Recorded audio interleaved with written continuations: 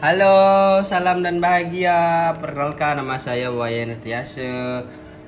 NIM 2020 008162 dari Prodi Manajemen Fakultas Ekonomi Sarjana Wiyata Taman Siswa. Pada video kali ini saya akan menjelaskan analisis perbandingan perusahaan antara Panasonic dan Polytron. Simak terus videonya. Untuk yang pertama itu profil dari perusahaan Panasonic. Panasonic Corporation merupakan sebuah perusahaan elektronik multinasional yang berbasis di Osaka, Jepang.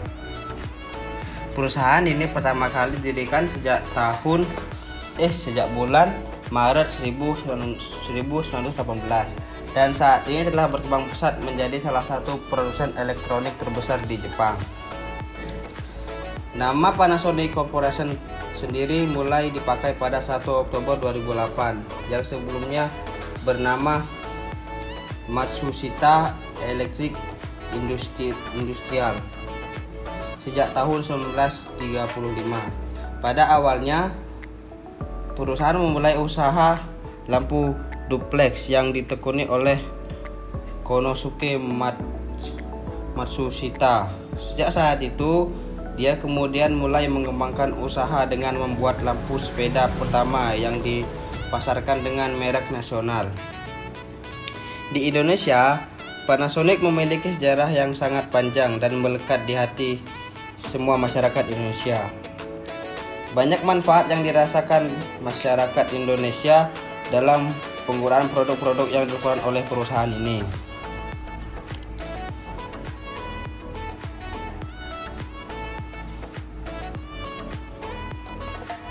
Kemudian visi dan misi. Visi, misi, dan tujuan.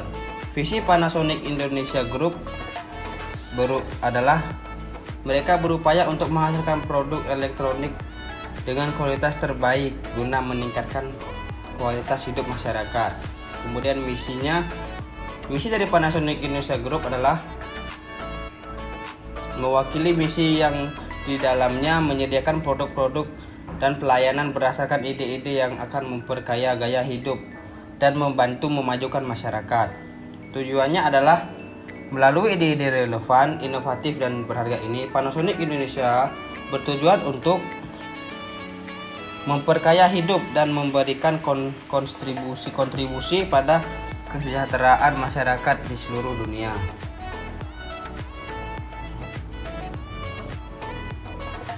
Next, kita masuk ke keunggulan Panasonic. Yang pertama yaitu kontrol kualitas menyeluruh. Selain fungsi tingkat lanjut, Panasonic memfokuskan usaha produksinya dalam memberikan ketahanan dan performa tinggi selama bertahun-tahun. Penggunaan yang dapat diandalkan dan memilih material dengan pertimbangan yang cermat akan lingkungan global. Sertifikasi oleh lembaga pihak ketiga dan kesesuaian dengan berbagai standar internasional mendukung usaha ini. Pendekatan ini juga digunakan pada saklar waktu otomatis Panasonic untuk memberikan tingkat kenyamanan baru bagi pelanggan di seluruh dunia dan keamanan untuk mengontrol peralatan listrik. Dan yang kedua, memenuhi standar IEC. Rancangan produk Panasonic telah diakui dan disertifikasi oleh banyak organisasi internasional di dunia seperti IEC, International Electrotechnical Commission, referensi tertinggi untuk standar keamanan listrik dan elektronik. Kemudian yang ketiga, kepatuhan produk dengan pedoman RoHS. Proses Panasonic dijalankan sesuai standar manajemen untuk zat kimia dengan mematuhi pedoman EU RoHS. untuk menyediakan produk yang lebih aman dengan dampak lingkungan yang minimal bagi semua pelanggannya. Dan yang terakhir, fitur unik dirancang untuk memenuhi kebutuhan yang tepat. Pertimbangan yang terperinci diberikan dalam bentuk fungsi yang membantu penggunaan normal dan rancangan yang memudahkan perawatan oleh pengguna. Next, kita masuk ke kekurangan produk Panasonic. Kekurangannya adalah pada saat krisis berkepanjangan yang melanda Indonesia juga memiliki dampak bagi PT Panasonic. Ekspor Panasonic ke pasar utama yaitu Timur Tengah menurun dari 38% menjadi 27% dari total penjualannya. Pada saat yang sama, biaya produksi melambung karena naiknya harga bahan bakar, listrik, dan telepon. Menurut estimasi National Global, biaya produksi meningkat 3% setiap tahunnya, dan hal ini tidak diimbangi oleh peningkatan daya beli konsumen. Next, kita ke pesaingnya yaitu Polytron. Berikut ini adalah profil dari perusahaan Polytron. Polytron merupakan sebuah perusahaan elektronik asal Indonesia. Didirikan pada tanggal 16 Mei 1975 di Kudus, Jawa Tengah dengan nama PT Indonesia Elektronik dan Energi. Kemudian pada tanggal 18 September 1976 berubah nama menjadi PT Hartono Istana Elektronik, lalu merger dan menjadi PT Hartono Istana Teknologi. Polytron merupakan perusahaan non-rokok pertama yang dimiliki oleh Hartono bersaudara. Dengan modal berdiri sekitar 50 miliar, kata Polytron sendiri terbagi menjadi dua kata, yaitu poly yang artinya banyak dan elektron yang berarti elektronik. Awalnya kerjasama dibangun dengan Philips dan Salora dalam bentuk transfer teknologi. Produk pertama yang diluncurkan perusahaan ini adalah televisi hitam putih pada tahun 1979 yang sampai sekarang masih menjadi produk utamanya. Next, kita ke visi misi dulu. Visi dari Polytron adalah menjadi pelopor inovasi teknologi dan hiburan dalam keluarga. Misinya meningkatkan pengalaman konsumen melalui teknologi, servis, dan produk. Tujuannya adalah mengembangkan teknologi yang inovatif dan proses tepat yang menciptakan pasar baru, memperkaya hidup semua orang, dan terus menjadikan Polytron sebagai pemimpin digital yang terpercaya. Dan kita masuk ke keunggulan Polytron. Yang pertama, dari segi spesifikasi, Polytron tidaklah kalah dibandingkan dengan produk luar negeri lainnya. Dalam beberapa aspek, TV LED Polytron dapat dibilang lebih unggul dibandingkan kompetitornya. Dan yang kedua, dari perangkat pendukung suara. Memang Polytron terkenal dari segi penyediaan perangkat suara.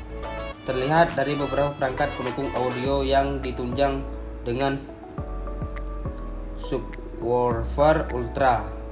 Subwoofer Ultra sendiri merupakan sistem speaker yang mampu menghasilkan suara frekuensi lebih rendah dibandingkan speaker biasa dan menjadikannya lebih halus dan ringan didengar.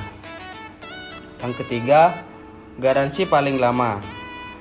Garansi produk menjadi faktor pertama yang menjadikan kelebihan TV merek Polytron, di mana produsen akan memberikan perlindungan menyeluruh dengan periode paling lama yaitu selama 5 tahun. Dan yang terakhir, dari service center, Polytron merupakan satu-satunya perusahaan elektronik yang mempunyai layanan service center terluas di Indonesia. Hal ini menjadikan poin kelebihan yang yang memberikan ketenangan bagi para pelanggan selain garansi.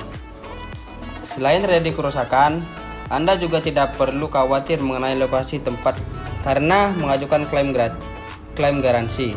Bahkan dalam beberapa kondisi ternyata pihak pabrik akan mengutus teknisi langsung untuk memperbaiki ke tempat Anda. Next, kita ke berikutnya adalah kekurangan dari Polytron. Yang pertama, tampilan menu kurang,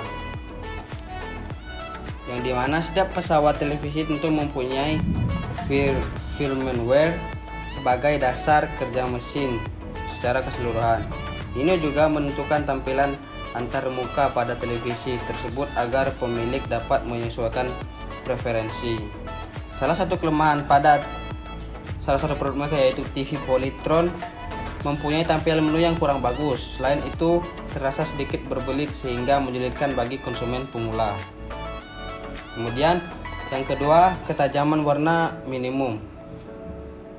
Dalam produk TV LED mereka, biasanya merek Polytron mengeluarkan situasi warna yang standar tanpa adanya sentuhan mewah. Kondisi ini termasuk wajar dan tidak begitu pengaruh apabila kamu menonton siaran digital. Namun, perbedaan akan terasa saat kamu melihat televisi yang memiliki teknologi terkini yang beresolusi UHD atau HDR10+. Kerajinan warna begitu natural yang membuat berlama-lama akan lama menontonnya. Dan next, kita ke analisis perbandingan. Yang pertama itu dari segi harga. Menurut saya di sini ini frekuensi saya ya. Jadi kalau ada salah saya mohon maaf. Dari segi harga, maka Polytron lebih murah dibandingkan dengan pesaingnya yaitu Panasonic. Itu juga terlihat dari beberapa produk yang mereka keluarkan. Kemudian dari segi desain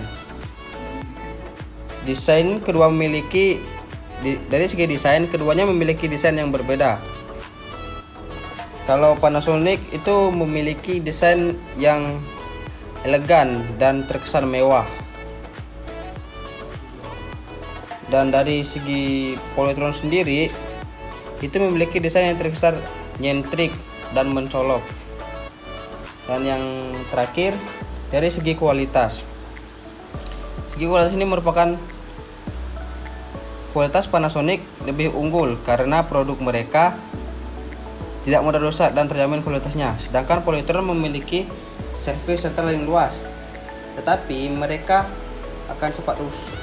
produk mereka cepat rusak atau akan rusak setelah garansi produk tersebut habis. Jadi itulah video saya mengenai perbandingan perusahaan Polytron dan Panasonic. Sekian, terima kasih, salam dan bahagia.